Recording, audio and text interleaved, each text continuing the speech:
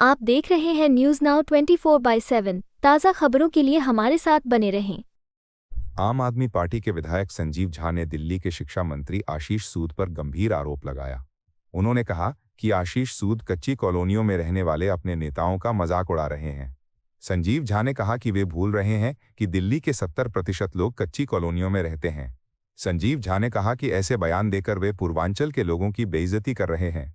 आप गरीब लोगों की बेइज्जती कर रहे हैं, कच्ची कॉलोनियों में रहने वालों की बेइज्जती कर रहे हैं। उन्होंने कहा कि भाजपा नेता अमीरों के चमचों की भाषा बोल रहे हैं। आप विधायक ने कहा कि दिल्ली सरकार कच्ची कॉलोनियों का विकास कर रही है, लेकिन भाजपा गरीबों को नीचा दिखाने पर तुली है। संजीव झा ने लोगों से अपील की कि वे ऐसे अपमानजनक बयानों का जवाब वोट से दें। उन्होंने कहा कि आम आदमी पार्टी हर कॉलोनी के विकास के लिए प्रतिबद्ध है।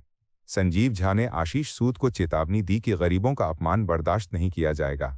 दिल्ली की जनता सब देख रही है, भाजपा की सच्चाई उजागर हो रही है। देखिए, मुझे लगता है कि सीएजी की रिपोर्ट को रखना ही इनके नकारापन को दर्शाता है। 10 महीने हो गए, अब 10 महीने में क्या तुमने काम किया वो तुम सदन पर रखो, चर्चा उस पर कराओ। भाई, तुमने बड़े बड़े प्रोमिस किए थे कि हम 2500 रुपये महीना देंगे हर महिला को, क्या तुमने दिया? चर्चा कराओ। तुमने कहा था कि वाटर लॉगिंग नहीं होगी, 55 लोगों की मौत हुई, फिर वाटर लॉगिंग क्यों हुई? चर्चा कराओ तुम इस पर। तुमने कहा था कि एक भी झुग्गी नहीं टूटेगी, जहां झुग्गी वहीं मकान, आज सबकी झुग्गी तो तुमने बेघर कर दिया। प्रधानमंत्री कहते थे बेघर को घर देंगे, जिसका घर था तुमने उसको बेघर कर दिया। चर्चा कराओ उस पर। तुमने कहा था कि इस बार की ठंड में आपको दिसंबर में साफ हवा मिलेगी, आज प्रदूषण से लोग परेशान है। चर्चा कराओ इस पर। तुमने कहा था यमुना साफ कर देंगे, आज यमुना के हालात जाके देखो। चर्चा कराओ उस पर।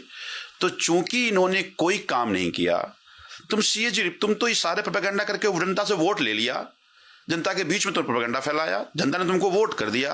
अब तुमने जो प्रॉमिसेस किया उसकी डिलीवरी क्या की तुमने? चर्चा उस पर कराओ, लेकिन नहीं करा रहे। तो इसका मतलब है सीएजी की रिपोर्ट के आड़ में अपने नकारापन को छुपा रहे हैं। हम इनको इस नकारापन को छुपाने नहीं देंगे और सदन में सभी सवाल पूछेंगे।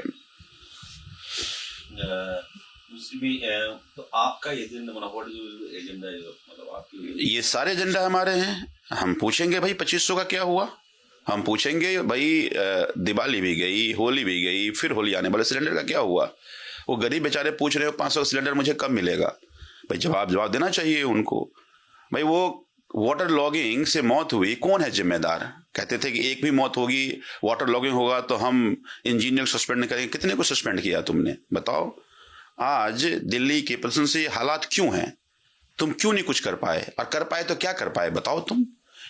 तो ये सारे सवालों पे हम उनसे पूछेंगे। मैं उम्मीद करता हूं कि राजनीति नहीं करके सकारात्मक दिल्ली के विषय पर चर्चा कराएंगे और फिर वो जवाब देंगे। सर, दिल्ली के शिक्षा मंत्री आशीष सूद जी ने कुछ कहा है उसके बारे में? देखिए, बड़ा ही दुर्भाग्यपूर्ण है जो आशीष सूद कह रहे हैं। ये भारतीय जनता पार्टी की मानसिकता है। आशीष सूद कह रहे हैं कि छोटे छोटे इलाके से एमएलए जीतकर या नेता आते हैं और बड़े बड़े प्रवक्ता बन जाते हैं। क्या कहना है उनका? ठीक है जी, मैं बुराड़ी विधानसभा को रिप्रेजेंट करता हूं। यहां गरीब जरूर हैं लोग, कच्ची कॉलोनी में जरूर हैं लोग, पर छोटे नहीं हैं। और तुमसे छोटे हो कैसे सकते हैं? एक बात बताइए, तुम तो पहली बार जीत कर आए हो, हम तो चौथी बार जीत कर आए हैं। तुमको जितना वोट मिला उतनी जीत की मार्जिन है। तो अगर जीत के क्रम में देखें तुमसे बहुत बड़े हैं। अगर तुम ये देखो कि भाई जीत की मार्जिन क्या, तुमसे हम बड़े बड़े हैं। तो छोटे लोग कहने की उनकी मानसिकता क्या है? चूंकि वो कोठी में रहते हैं तो वो बड़े लोग हैं, कच्ची कॉलोनी में जो लोग रहते हैं वो छोटे लोग हैं, गरीब जो हैं वो छोटे हैं, कोई किराए पर रहता है तो वो छोटा है। भूल रहे हैं कि दिल्ली में फिर 70% लोग कच्ची कॉलोनियों में रहते हैं। तो अगर वो छोटे हैं तो फिर इनको वो अपनी औकात बताएंगे। तो मुझे लगता है कि इस तरह की बयानबाजी करके आप अपमान कर रहे हैं पूर्वांचल के लोगों को, आप अपमान कर रहे हैं गरीब लोगों को, आप अपमान कर रहे हैं जो कच्ची कॉलोनी में रह रहे हैं लोग उनको। और ये एक वाकया नहीं है।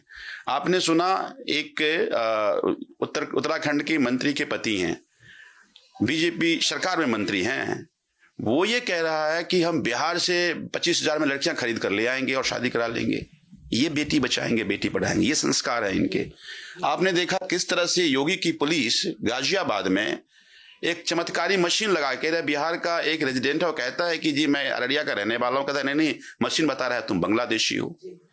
तो ये जो नजरिया, ये जो सोच है भारतीय जनता पार्टी का पूर्वांचल लोगों के प्रति, बिहार के लोगों के प्रति, ये उनकी मानसिकता दर्शाता है। समय आने पर लोग जवाब देंगे। आपको यह वीडियो पसंद आया हो तो इसे लाइक करें, हमारे चैनल को सब्सक्राइब करें।